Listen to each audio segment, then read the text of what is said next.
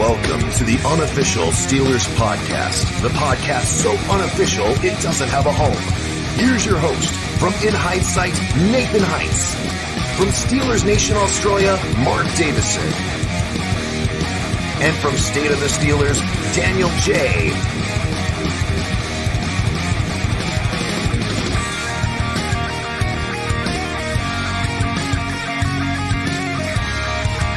Here we go. Everybody that's here in the chat, I don't expect many, but welcome back to Unofficial Steelers Podcast, episode 33 on my channel here. And no, we're doing this a little bit earlier. Had to kind of adjust the time frames because my work schedule today, and Daniel's got some engagements going on later tonight. So this is our first ever 3 o'clock type show here. You guys might not see Mark on here. Just a quick update. Mark said that he's not really going to be able to do the show as much because he's got other things that he's got to take care of, but he'll be on the show here and there whenever he's able. So Daniel and I will be kind of holding it down, really going forward. And then Mark will be on every here and there whenever he's able to. But yeah, we're just going to do a quick show here, guys, about a half hour because I have to be at work by 4. Daniel's got stuff he's got to do. So we at least just wanted to get an episode in on today. But Jared Devil, what's up, man? Appreciate you tuning back into the show, Drunk Turkey Show. They are in the chat. Their channel is alive and well, thriving. There's a lot of great things coming out of them. So give them a check out. But for this, we're just going to talk a little bit about the NFL playoffs. We're going to talk about the Matt Canada situation, maybe some of these futures of these, some of the future of these quarterbacks on some of these teams. Man, there's not really with Steeler talk. It's if we're just going to strictly do that, I just kind of felt I didn't really want to do strictly Steeler talk because then we're just kind of really repeating ourselves, and there's really not much going on right now. So the NFL playoffs, we saw yesterday Dallas Cowboys beat Tampa Bay in pretty much a slaughter fest. We saw the Giants beat the Vikings over the weekend to advance. The Bengals beat the Ravens. We saw Buffalo beat Miami in a close one. I'm sure all you guys saw the rest of the scores over the weekend. But coming out of the Monday night game, since that was the game that just happened, I knew that Tampa Bay wasn't going to win this game. Tampa Bay has just not been a good team all year. That they have not been able to run the ball all year. Defensively, they're not really the defense they were in their Super Bowl run. And they have new coaching, really, with Todd Bowles. Doesn't really seem like that he's been impressive in any type of way. But really the big question coming out of the game is Tom Brady's impending future. And with Tom Brady, he looked like he was 45 last night. He looked like a guy that, and I'm not saying it's all on him either, but he really at this point in his career, he needs all the help he can get. He needs a great offensive line. He needs to be able to run the ball. He needs passing. I mean, every single thing that you could possibly get on offense, Tom Brady needs at this point in his career.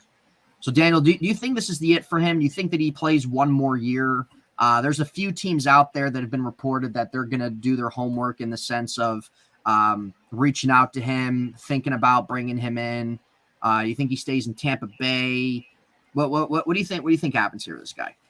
Well, everybody remembers he signed a mega deal with Fox, right? Yeah. To start for him to be in the broadcast booth, right? To talk football once his career ended. The fact that he came back this year, a lot of folks are saying it's because of he wanted another chance at a ring, whatever.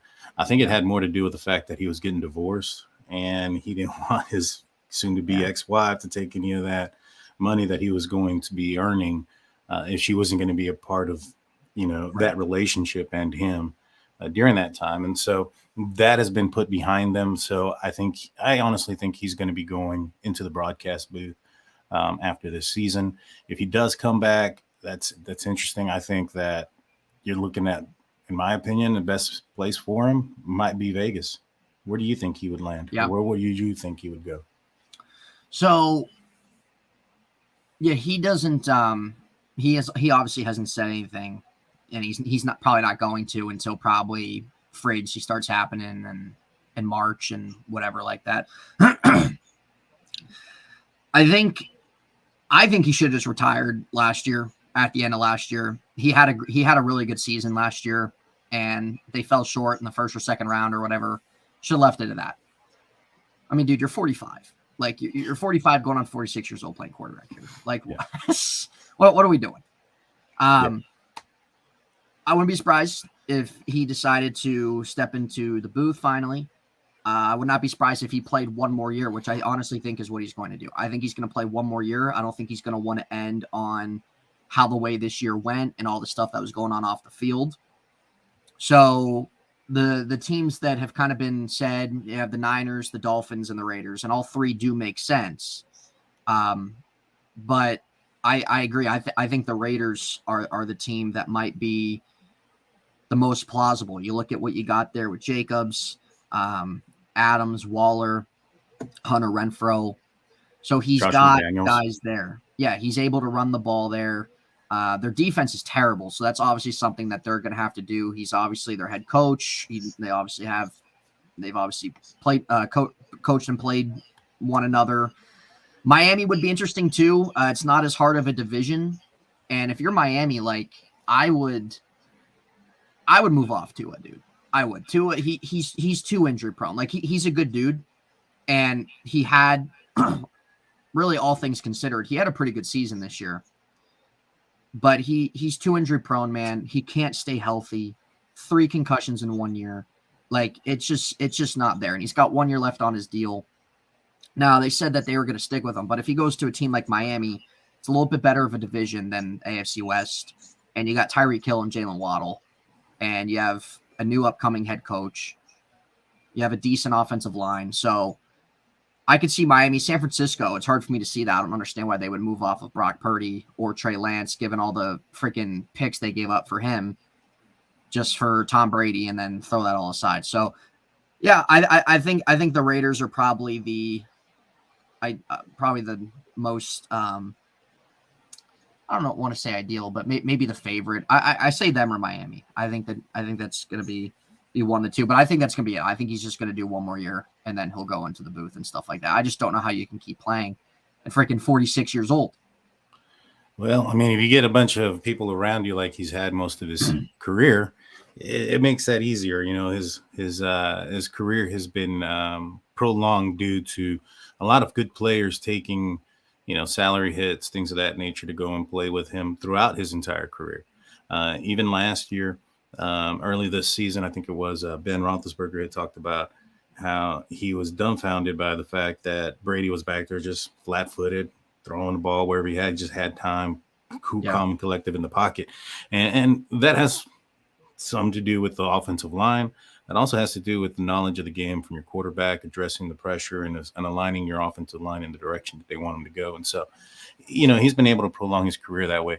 I think that if he does come back, it's going to be the Raiders. You have the connection with Josh McDaniels.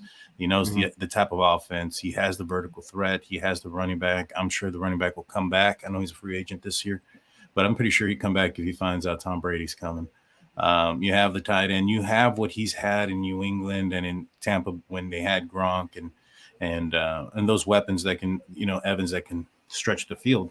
And so offensively, I think that's the place you look at. You also look at the fact that they're in a dome. Granted, they play some outdoor teams, the Broncos, the Chargers in Los Angeles. So the weather there is always great. Yeah. Arizona's in a dome. I'm sorry, not Arizona. They are in a dome, but they're not in that division. Right. Yeah. They're not even in that conference. Yeah. Who is it? It's the Raiders, it's the Chargers, it's the Chiefs. That one's probably going to be the toughest one. Yeah, that's what I mean. So like, would he all the stuff there is kind of laid out for him with the Raiders, but would he want to play in that division? I mean, as a competitor, I don't think he goes into something, especially somebody who's won so many Super Bowls and appeared in so many Super Bowls, that you go in with the mentality thinking, I want something easy. Yeah. I think this guy has the mentality that he's the greatest player in the NFL, and that it doesn't matter who is across from him, he's going to beat them. I'm sure many of these guys have that mentality. That's a winning mentality. You don't go and win 7 Super Bowls without that thought process. Yeah. And so I don't know if that would play into it. Playing in the East with Miami, you still got to contend with the Bills, and they, Jets, if they get a quarterback, they could be interesting. Right. Then those are some top tier defenses that you're going up against. Yeah. And so, Von Miller will be back next year. It's not an easy ride no matter where you go, basically. And so I think that those two teams make sense. I think you're absolutely right about Tua. I would move on from him. He's damaged goods. He's, it's once you have a concussion and then you have multiple, it's not like the likelihood of those reoccurring lessens. It's the opposite, in my opinion. I ain't a doctor or anything, but from what I've heard, and once somebody starts getting multiple concussions, then the likelihood of those reoccurring is higher. And so I think that Tua's, he's damaged goods. You also have to, in my opinion, I thought he played okay. I think he was his success was a product of the team around him, in my opinion. The Steelers had 4 attempts at intercepting the ball against him. And for whatever reason, they just didn't come down with the ball. And that was kind of the story throughout the beginning portion of this season. Was there was a lot of underthrown balls. And because the defensive back had their back to the quarterback because they were chasing such fast receivers, they didn't get their hands on those attempts. Yeah. As film became available on his inabilities, that began to change. Yeah. And so, I would think that maybe perhaps Miami would be a destination spot for him.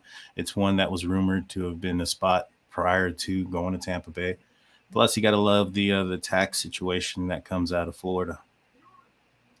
Yeah, well, that's the other thing too. I think if he would pick either one of those teams, I think that he would be satisfied with kind of what's there. Brian, what's up, man? Thanks for tuning into the show. We're waving right back at you, bro. So thanks for tuning in. Just a little quick 3 o'clock show. We're not going to be on here too long, man. So with this first round of the playoffs here, so Brady, who knows what's going to happen there. But I think that those are probably the 2 most realistic teams for him go if he does want to come back. The other side, we saw the Bengals beat the Ravens, and honestly, not a bad game. I gave credit to the Ravens. I thought they played pretty hard. I thought their defense kind of really contained the Bengals fairly well. They didn't get ran on by Joe Mixon. Thought they limited some big plays down the field. Tyler Huntley's ass, I think we can all sit there and say that. He's just not good. Obviously, he's someone that I think kind of fits maybe a backup type role if you need to play him for a game or two. But the big question coming out of there is Lamar Jackson. We know Lamar, he didn't even travel with the team for this playoff game. I don't really think that's even came out as to why. Don't really understand why you didn't travel with your team for a playoff game, but whatever. I've always been somebody where Lamar's never been my cup of tea. He's never been my cup of tea for a quarterback. I'm not taking away his talent. I think he's a great athlete. I think he could be fun to watch at certain times. I think he does a really good job at maintaining a lead. And I don't think the Ravens have done him many favors itself with their offensive coordinator the last few years. He just has not been ideal at all for their situation.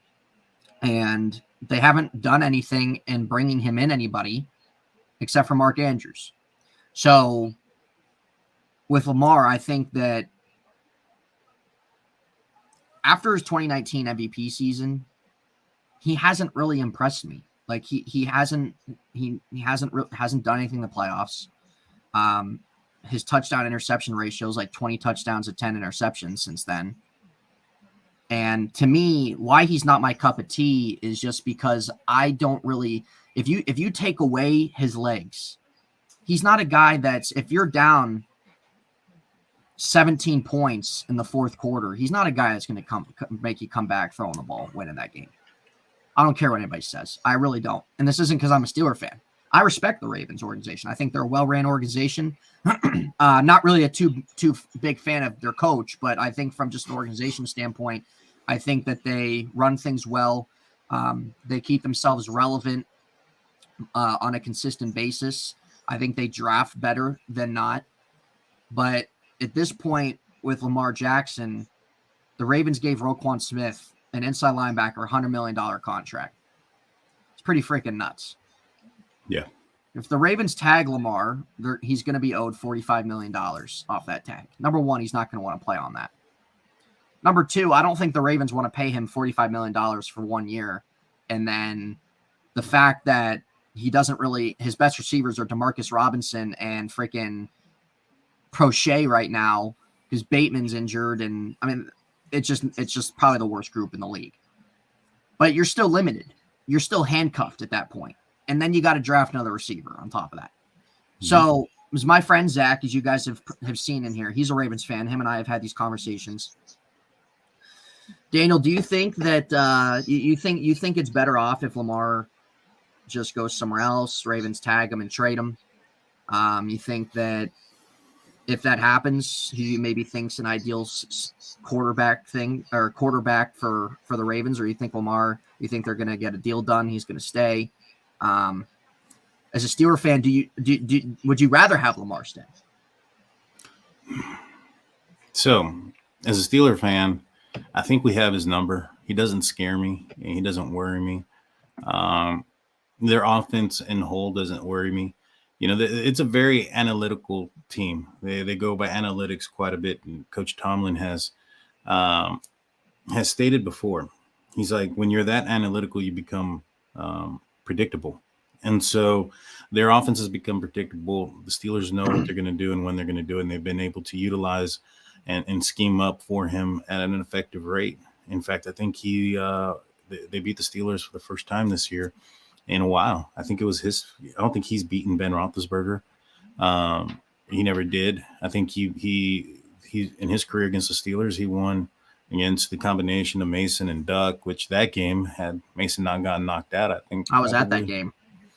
Really? 2019, I was at that game, yeah. Yeah, and, I think, man, dude, if you didn't fumble that ball, they would have won that game, man. I agree. And so, you know, the Steelers have had their number. He doesn't scare me. He's not somebody that worries me. Now, you know, if he goes somewhere else and he has an offense not so analytical and maybe perhaps an offensive threat on the outside, perhaps maybe he'd be more of a threat to our team, to the Steelers. But as far as, you know, do I think he's going to be there? I don't think he wants to be there anymore, despite what he says. You know, they've tried to offer him contract after contract. From my understanding, he didn't want to sign them. Some of them were big. You know, he saw what Deshaun Watson did. You know, Deshaun Watson got a fully guaranteed contract. He missed a year out of football. So who's to say that Lamar Jackson wouldn't get that from somebody out there if he decided not to sign that franchise tag and leave the Ravens in a situation where they don't have a quarterback, period. I don't know what their Tyler Huntley's contract situation is, but I'm not sure if he's going to be back next season or if he's the guy that the Ravens want running their show until they figure out what they're going to do with Lamar. I think that, you know, there's going to be some free agents that are coming out that are going to be wanting, you know, some quarterbacks that are out there. I mean, one of them being possibly Baker Mayfield. You know, maybe the Ravens get Baker. That would be funny. Yeah, it really would. He's a guy that could potentially land there. Trubisky is a guy that the Steelers might let go, that he could end up landing there. You know, there's Geno Smith. I think he's going to be a free agent this offseason as well. So they could bring in somebody else. Mm-hmm. You know, kind of like Jacoby Brissett is another guy that's probably going to be on looking for a contract. And so I think he did okay in his situation. And so I think they're going to try to tag him. But if he doesn't sign that tag, you know, I think he takes a year off and finds somewhere else. Yeah. I don't think I don't think he goes back, man. I don't. I said this to my friend, and as a Ravens fan, obviously Ravens fans want that to happen. But you look at the money Lamar's wanted, and The question is he going to get that kind of money with him having another season missing almost half the year again? Not just from the Ravens, but from somewhere else. That's a wait and see. Well, I got a question for you on that one. Do you think that he misses this amount of games and playoff games if he was under contract? Yeah, I still think he would. I think that he's just been the injury situation within the last 2 years to me is concerning. And if you're the Ravens, do you want to tie in over $200 million guaranteed to somebody who has missed your playoff games? Number one. Number two, where the Ravens were 8-3 last year and Lamar missed the rest of the year and they went 8-9. The Ravens had a winning record this year and were leading the division. He got hurt, didn't get in the playoff or didn't get to the playoff game. So the Ravens got to be frustrated about it. They have to. So do you want to pay $200 million guaranteed to a guy that has missed a combination, if you combine last year and this year, that has missed almost a full season in 2 years combined? Or well, then if you do that, be handcuffed where, look, if the Ravens didn't really do anything to help him now bringing anybody in, how are they going to do that if they're going to give this guy what he wants? Yeah. So that's the other thing on top of it. So that's either one, where they bring him back, give him what he wants, and you're handcuffed. You can't really bring back certain guys that are free agents this year. You're going to be limited to what you're going to be able to do. It's like the Deshaun Watson thing. Once that money kicks in, what are the Browns going to be able to do? Number two, if you let him walk, the Ravens can at least strengthen their team. They're not paying a quarterback. They'll probably have to go the bridge route until they draft another guy. But if the Ravens tag and trade him, you look at some teams, you look at Atlanta, you look at a team like, the Colts have a top pick. The Jets, they'll probably give them a couple first-round picks. So the Ravens could maybe find themselves, if depending where they trade them, they could find themselves also. And if they don't go out and sign a quarterback on the market, they could find themselves in maybe a top 5 area and select one of those guys. So that's always possible too. But I think it's a hard predicament where Steelers Freak, what's up, man? Appreciate you tuning in again to the show.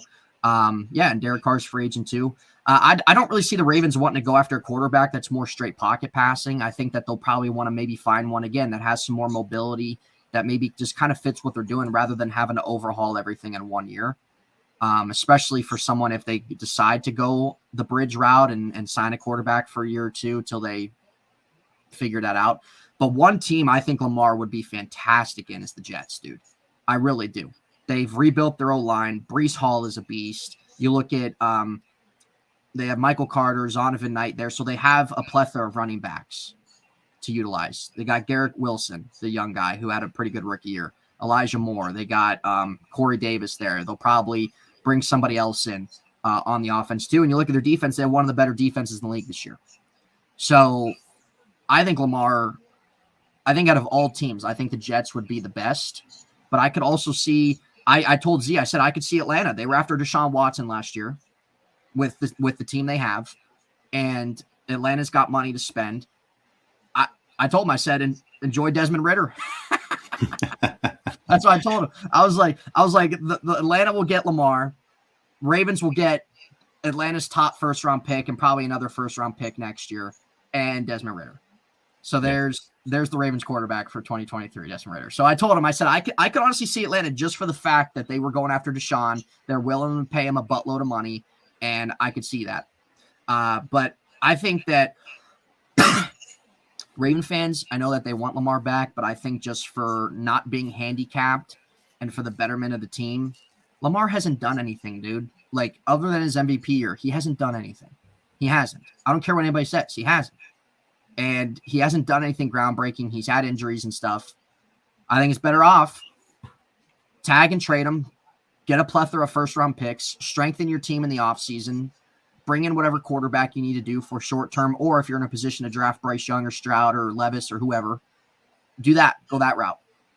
And let Lamar walk, man, because I think it's just hard to want to put in any type of committed guaranteed money like that toward a guy that has literally been injury prone these last 2 years and you haven't been able to win with. He hasn't been available for the playoffs. He hasn't, so I don't know. That's just my opinion. Do you agree with that? I would, if I was the Ravens. Actually, my brother-in-law, he's a Baltimore Ravens fan, and we've had this conversation as well. He would be okay with him walking and Greg Roman being fired and the offense starting over, from that aspect of it, philosophy and the head guy, the quarterback. A lot of the same reasons that you mentioned. He's going to want a lot of money that's worth. He's asking more than what he feels he's worth. And then I get that. He hasn't brought in a ring. He hasn't done any of those things. And I understand you look at what the Browns did with Deshaun Watson, but just because some team goes out there and makes a dumb mistake doesn't mean that the rest of the NFL has to do the same thing. So Lamar looks at that and he's like, well, look at Deshaun. I've done more than him. I've won an MVP. That's the money I want. Yeah. And I would be telling the Ravens, you need to pay him that, because that's true. If it was the Steelers' shoes, I'd say let the guy walk. Yeah. But it's a tricky situation for them. I don't think there's going to be a answer that's going to give them a title anytime soon, to be honest with you. I think they're in for some hard times. The Baltimore Ravens are. Yeah, I agree. And Steelers Freak says Lamar's Vic on steroids. He can run but can't read a defense. Every year's mobility will lessen. I'd walk away. That was my main thing. I said this even 2 years ago. I said my biggest thing with Lamar is that how heavy run he is. As he gets older, once he starts hitting his early 30s, you think he's going to keep running like this? No. Then you got to rely on his passing, his arm, which isn't elite, isn't even, in my opinion, top 12, top 13 of an arm. No. His ability to read a defense isn't there. Yeah, so that's what I mean. So, like, I told as I was telling Zach, I was like, my concern wasn't like him like running and getting hit like an RG3 type thing. My concern was once this guy starts getting in his early 30s, where that's still a prime quarterback. Those are still prime quarterback years. What's he going to be like? I'll say this. Once you get pick 6 by Robert Spillane, you probably need to consider if you're in the right position. Yeah. Never forget that, dude. Honestly, never forget that. So Lamar, that's a wait and see thing. Ravens, they kept it close, and I both Zach and I, we both gave them credit on that note. And the Ravens have some nice pieces in secondary for next year. They have some inside linebacker. I think their D-line and edge, that's a little questionable. There's some free agents there.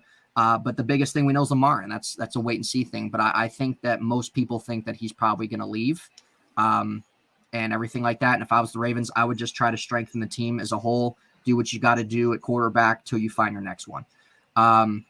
So Brian left the show. We'll go about another 10 minutes here, guys. Brian left the show. He said that I heard that Tomlin's waiting to see if Leftwich is available before he fires Canada. Could this be true? This was something we were going to jump in on probably for just a quick few minutes talking about it. We know Canada's still with the team. He was at the Steelers facility last week, and we know that nothing's been done. And I know that there's been people that have said that it doesn't mean just because nothing's done, it doesn't mean they're going to stick with him. It doesn't mean that they're not going to stick with him.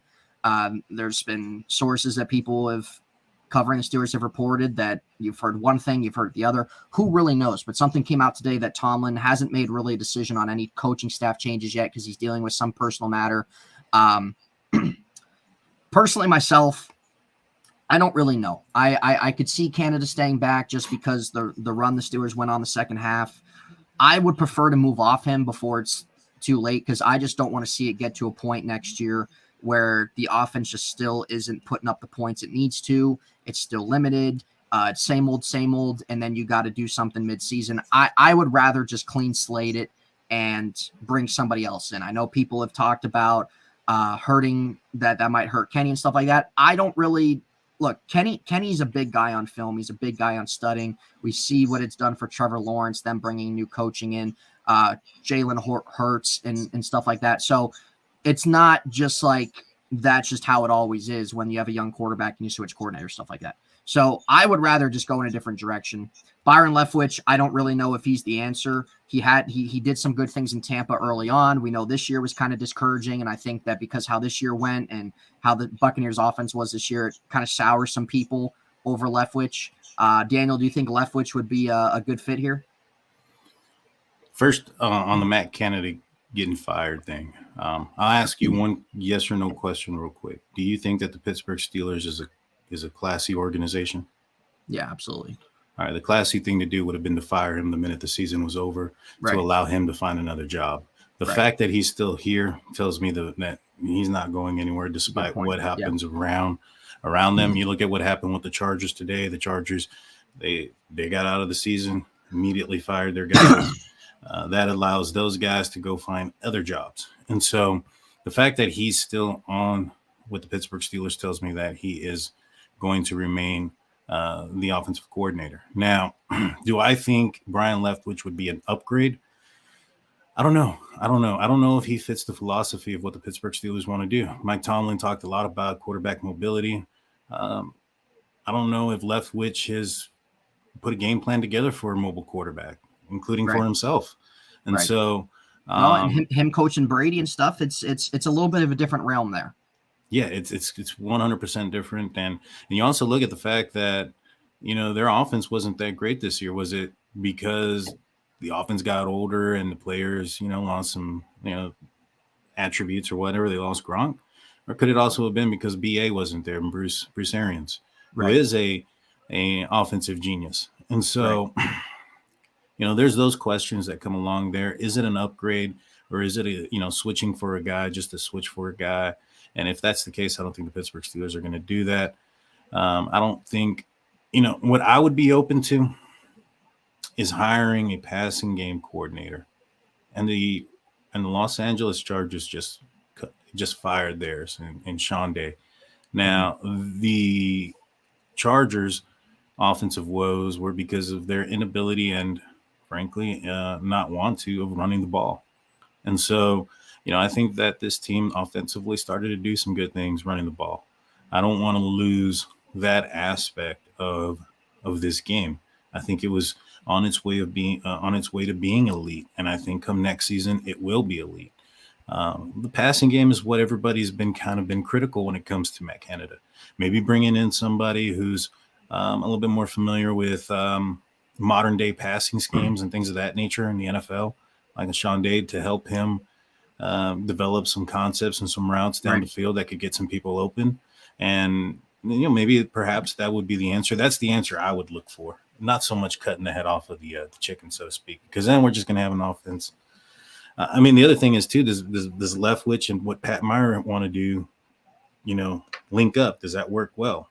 Right. Sometimes, and, I'm assuming that Pat Meyer is the running game coordinator, just like Mike Munchak was back in the day.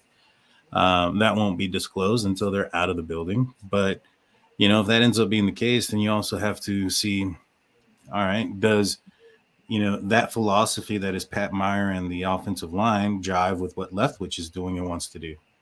And so, it was also reported very early on that Matt Canada handpicked his offensive staff. They wanted to go into this direction. They bring in another OC, then that might also be somebody who wants complete turnover. Matt Canada goes somewhere else. Maybe he wants his guys to go with him. There's a bunch of question marks there for that. I don't think firing him is the answer right now. I think maybe perhaps bringing in like a Sean Day as the passing coordinator would probably be the best fit. And if you think pairing somebody with Canada's, you'd rather do that? Yeah, I'd rather do that. Keeping the same offense, continue to grow the offense, especially because of how effective the running game is. It's not a bad idea, Daniel. It's honestly really not, because then you don't have to completely overhaul everything, and you can bring somebody else in to kind of really add into what Matt Canada's doing. So it's not a bad idea. Yeah, that's where I would go with it. And if Matt Canada just isn't doing, what he needs to do come next season, I'm not sure when the bye week is, but that'd be a good moment to let maybe whoever it is that they do bring in take over the realms. Yeah. And, kind of keep him on a short leash, so to speak. Yeah. Yeah. No, that's not a bad. And I have not heard one person mention that, what you did. It's always been either Canada or you bring in Frank Reich or one of these other offense corners. It's really not a bad idea. And maybe that's something they do. It could be that they haven't fired him. Maybe that they want to bring somebody in to be there with him, possibly. Yeah. I would probably be for that. I'd rather have that than just it sticking with Canada again. Just strictly that. Yeah. One guy I would love to see is Deuce Staley from the Eagles, man. I would love to see him come in, working with Jalen Hurts, with how the Eagles have been doing, quarterback mobility there. They get the ball down the field. They do a good job with certain RPOs, different things like that. I think that'd be a great hire. But I don't know. Time will tell, and I think maybe after this week, maybe there'll be some more clarity on certain things. So I don't know. We'll see. Steelers Freak said that the Tomlin handcuffed Canada, told him to keep it simple. And will if they get a new OC, will he have free reign to do the job, prove himself? It's hard to say. Tomlin did say earlier in the season he was involved in both in both assets. So who knows? It's possible. I think there's a lot of coaches that are like that. So I don't know. We'll see. Other than really the OC talk, Steelers have just kind of been this really, and obviously with the playoffs still going on, there'll definitely be more to sink our teeth into. Finishing up here with the playoffs, we'll go about another 5 minutes here so I can head out, get to work, and Daniel can kind of do what he's got to do. With the rest of the playoffs, was there any type of any type of shocking game for you, Daniel, or that maybe somebody that maybe you thought might have been able to pull out a run that lost in the first round? Who do you see ending up in the conference championship, Super Bowl, stuff like that? My shock of the wild card, I'm sure everybody is the fact that the Chargers lost after being up 27-0. Yeah, I know there was a guy that put $1.4 million on the line right then to win $11,000 to only lose $1.4 million. Unbelievable. Yeah, that's not a good investment, man. I mean, I get it. It's you would assume that you're not going to lose that bet, but the Chargers dropping to the Jaguars 31-30. That was a shocker. And another one was how close the game that was between Buffalo and the Dolphins. And as a Steelers fan, I could not help but try to imagine what the Steelers would have done in some similar situations. I don't think that Pickett would throw the interceptions that Thompson threw. I don't think that the Miami Dolphins defense is as great, or they're just as good as the Steelers defense, or maybe the Steelers defense is better. I think they would have had similar success as far as getting to Josh Allen. I just felt that the Bills, they definitely didn't seem like that dominant team that the Steelers faced earlier on in the season. And I felt the Steelers would have had an opportunity to win that game. I was the first time ever going for Brady just because I live in Texas and I couldn't stand the Cowboys winning. Now I got to hear them talk another week. But I believe they're going up against the 49ers. I think the 49ers have a team. I think they have a team that can run the table. They have a rookie quarterback. He's doing some great things. He's got a lot of good pieces around him. I've been asked a lot, what do you think about Purdy versus Pickett? I think that both of them are I would put it this way. I think if Pickett was on the 49ers, I think he'd have similar success. Yeah, I agree. And so and it's not a knock on Purdy. You got to give him credit for what he's doing. Yeah. And especially being the last pick in the draft. I mean, it's really remarkable what he's doing and stuff like that. And he's just in the best situation that any rookie quarterback could probably be in. Right. And you're absolutely right. I mean, he's in a situation where he's got weapons around him that are in an offense that they know what they're doing. With the Pittsburgh Steelers, you have, players that have similar abilities. You have a George Pickens, you have a Pat Freiermuth, you have a Najee Harris and a Jalen Warren, a 1-2 punch. You have the quarterback, Deontay Johnson's the route runner. Calvin Johnson's the speed guy who's going to be coming back. So you have those pieces, but they just need to come together. This team is already made. So they've been playing together for a while, man. They got the best defense in the league. They have arguably the best O-line in the league that's been intact for a little bit. Shanahan's a phenomenal offensive mind with what he does. Traded for McCaffrey. When he's healthy and playing, he's arguably the best running back. And you got some guys that are good positional players. So credit No, to I him, agree. and he's thriving too. He's honestly in the best spot that any rookie could want to be in. Oh, 100%, 100%. I think for the championship game on the NFC side, I think it's going to be Eagles versus 49ers. And for the AFC, moving forward, I'm hoping it's the Bills, and I'm thinking it's the Chiefs. And so that'd be crazy because it'd be at a neutral site, I believe. And so, Super Bowl, I think it's going to be Chiefs and Eagles. Yeah, that's a fair prediction too. I agree. I think I did before the season started. I like Buffalo a lot, just given what they did defensively in the offseason as well, adding to that and thinking that the offense was even going to be even better than what they did last year. I agree. I think Eagles will be there. I like maybe Buffalo and KC in the AFC Championship. I think it'll be one of those two. But I could see Philly win it all. I could see KC win it all. Honestly, Buffalo, I think they're a little bit. I think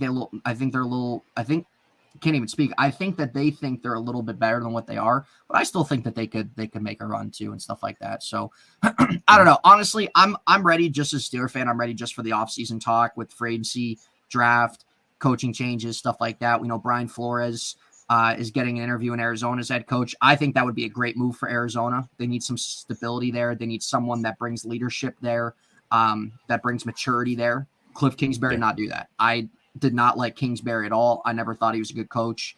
And I think Flores would be a knockout for them hiring him as head coach. So if he leaves, I'm not going to be disappointed about it because I think that was kind of the expectation after this year. He's just way too overqualified to be in the position he's in. He's going to get interested from a lot of teams as a DC, as a head coach and stuff like that. So we'll see what happens there. But I don't know, man. I think I think the Giants, I got to give credit to the Giants too. Coaching, that alone just shows you how important coaching is in the NFL. Daniel Jones, they really kind of came back with a similar team. Daniel Jones took a step forward throughout this year, and especially the stretch run and into the playoffs. Their best receiver is a guy that got off the Bills practice squad, and they have a defense that has honestly been kind of balling, to be honest. So I think Dable should honestly win Coach of the Year. Yeah, I agree.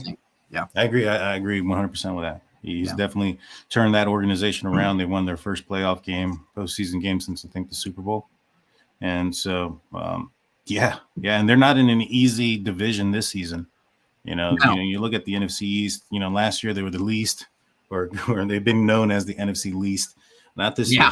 Yeah, no, not this year. They were competitive this year, and even Washington was competitive to the end too. So we'll see what they do with quarterback situations. But guys, Daniel, I'm gonna end it there since it's 4. Gotta get my shoes on, get ready to head to work, and I know that you got some obligations here in a couple hours.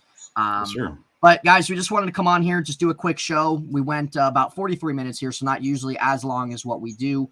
But anyway, we'll be back Saturday. Daniel will do your show Saturday. Yes, sir. And we can talk about Matt Canada's still there. Yeah. If Matt Canada's still there. Any other type of news that's worth talking about, we can talk about there, guys. So appreciate the few of you that tuned in and everything like that. And for those that are going to miss the show, you guys can feel free to pull this up in your free time. For all those that we know usually tune in and weren't able to make it, for those that are new, welcome as well.